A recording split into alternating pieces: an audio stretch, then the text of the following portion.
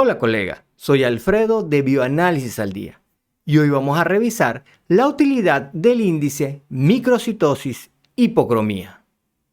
Esto es lo que nosotros en líneas generales tenemos. Tenemos que para el rasgo talasémico lo que predomina es la microcitosis o lo más importante. Las células son microcíticas hipocrómicas, pero lo más importante es la microcitosis, lo que tiene mayor fuerza, mientras que en la anemia ferropénica lo más importante, lo que tiene una mayor fuerza es la hipocromía. En ambos casos son microcíticas hipocrómicas, pero aquí hay una mayor microcitosis y aquí hay una mayor hipocromía. Y entonces en base a eso se puede diferenciar. Y incluso esa publicación nos da ahí unos puntos de corte. Pero si combinamos esto, entonces podemos obtener un índice que reúne, que es cada vez más robusto, que es más sólido para hacer entonces esa diferenciación. Y ese es justamente el propósito de este índice de microcitosis hipocromía. Esto al final de cuentas es una simple división entre lo que serían los glóbulos rojos microcíticos, o el porcentaje de microcíticos y el porcentaje de glóbulos rojos hipocrómicos. Si aquí tenemos representado que existe una mayor cantidad de microcitos, es decir, el numerador es mayor que el denominador, entonces ¿cómo nos va a dar esa división? Nos va a dar alta. Entonces, cuando existe una mayor cantidad de microcitosis, este índice es elevado. En cambio, si existe una mayor cantidad de hipocromía, entonces el denominador es mayor que el numerador. ¿Cómo nos va a dar esa división? Más baja. Entonces el índice nos da más bajo y se relaciona entonces con la hipocromía. Y ya sabemos que cada una de estas cosas se puede relacionar. Entonces esto a la anemia ferropénica y esto al rasgo talasémico. ¿Será eso cierto? Bueno, justamente en este mismo estudio, entonces se grafica a lo que sería este índice de microcitosis hipocromía. ¿Y cómo nos está dando? Un valor elevado para lo que sería el rasgo de beta-talasemia y un valor bajo para lo que sería la anemia ferropénica. Ellos establecen que para este instrumento entonces el valor de corte es de 6,4. Y vean lo bonito que de este índice, y a mí me encanta este trabajo y me encanta esta diapositiva porque aquí se dicen muchas cosas a la vez, es que en el rasgo de alfa-talasemia también este índice va a estar elevado, o sea que revela también que esas células tienden a ser más microcíticas.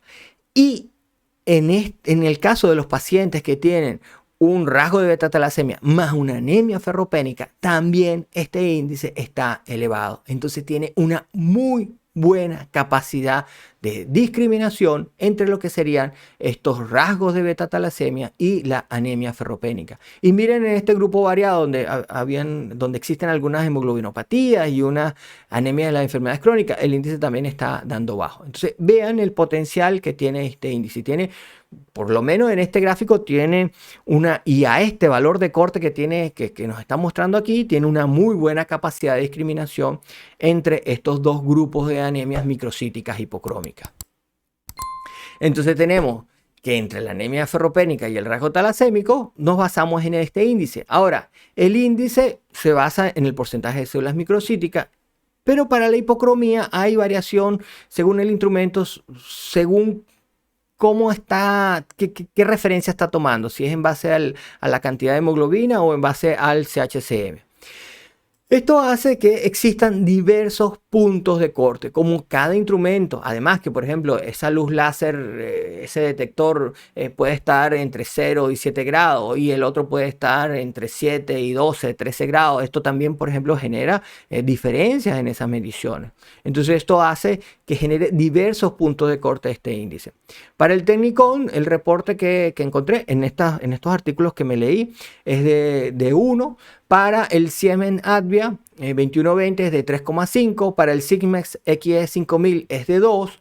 Para el Celdin Zafiro, que es el que vimos ahora, es de 6,4.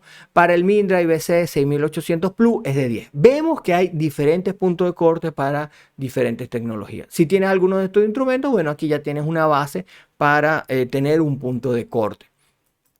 Este trabajo lo hizo la misma investigadora, tiene muchos artículos justamente sobre la diferenciación de lo que sería bueno, en su laboratorio debe recibir una gran cantidad de muestras con beta-talasemia y con anemia ferropénica y le es sumamente relevante tener contar con algo que le permita hacer esa discriminación para, digamos, realizar las pruebas posteriores.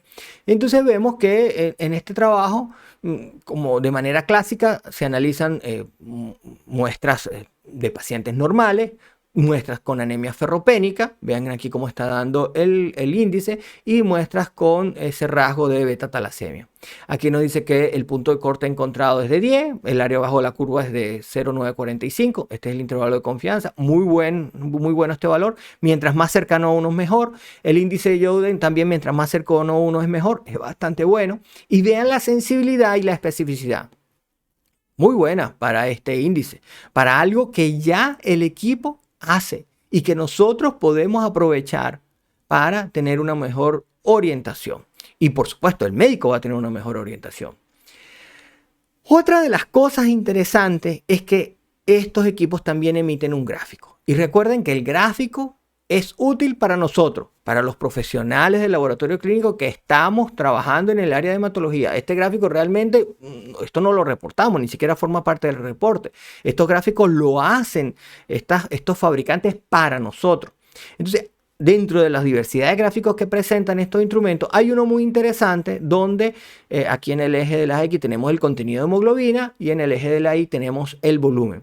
Y se representan unos puntos de corte. Aquí tenemos 28 gramos decilitro o 280 gramos litro y 41 gramos decilitro o 410 gramos decilitro.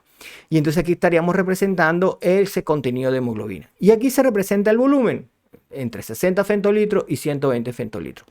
¿Dónde estarían los glóbulos rojos normales? Bueno, estarían aquí en el centro. Aquí es donde deberían de estar los glóbulos rojos normales. Esto se representa con una nube de puntos. Yo les hice este dibujo con esta nube de puntos y más o menos así es como se ve un paciente normal. Y esta nube es dada justamente porque hay diferentes glóbulos rojos que tienen diferentes volúmenes de manera normal, ¿sí? Para nada extraño. Y tienen también diferentes variaciones en el volumen y en la cantidad de hemoglobina. Ahora bien, este gráfico se ve alterado en estos diferentes trastornos. Aquí tenemos la representación de uno normal, donde hay menos de 5% de células microcíticas y de células hipocrómicas. Esta es la representación del normal. Vean este otro gráfico, ¿cómo está? Tiende a ir hacia abajo, ¿sí? Tiende a ir hacia abajo. ¿Qué nos está diciendo esto? Que son más microcíticas. Vemos aquí que el porcentaje de células microcíticas es de 50.3% y tienen algo de hipocromía. Vemos aquí cómo está el índice. Entonces esto se asocia con el rasgo de beta-talasemia. Y aquí vemos el de la anemia ferropénica. Y este tiende a ir hacia la izquierda, lo cual nos quiere decir que hay una mayor cantidad de hipocromía. En este caso la nube también es muy grande. Ya lo habíamos hablado de alguna manera con el AD, en el cual hay una mayor variación en el volumen de esos eritrocitos. Lo interesante de esto es que con este gráfico, el gráfico se llama el citograma del volumen entre la cantidad de hemoglobina, que es un dispositivo visual, digamos, mucho más sencillo también para tener una idea y quizás, aunque no tengamos estos valores de corte establecidos en el laboratorio, viendo el desplazamiento de estos gráficos, vamos a tener una idea de lo que vamos a ir a buscar en ese froti o lo que nos vamos a encontrar en ese froti y de las morfologías que podemos buscar en ese froti. Entonces tenemos que el rol del laboratorio, tenemos en la detección de esa anemia, en la clasificación de la anemia y orientar un poco hacia el diagnóstico. Justamente podemos aprovecharnos de este porcentaje de células hipocrómicas, porcentaje de células microcíticas y este índice de células microcíticas hipocrómicas. Aquí les traía esta tabla que está en este metaanálisis y aquí vemos entonces las diferentes sensibilidades y especificidades, el área bajo la curva. Vean que en líneas generales son todas bastante buenas, y aquí tenemos la razón de verosimilitud.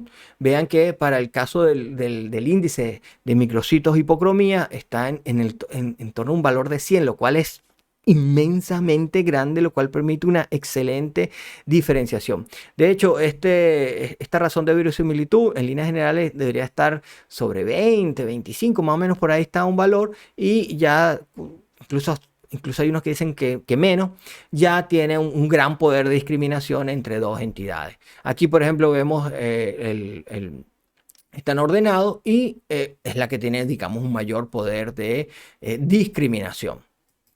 Y de alguna manera, entonces, este trabajo al final concluye que desde el punto de vista estadístico, este índice que nos están reportando estos instrumentos tienen una alta capacidad de discriminación entre estas dos entidades.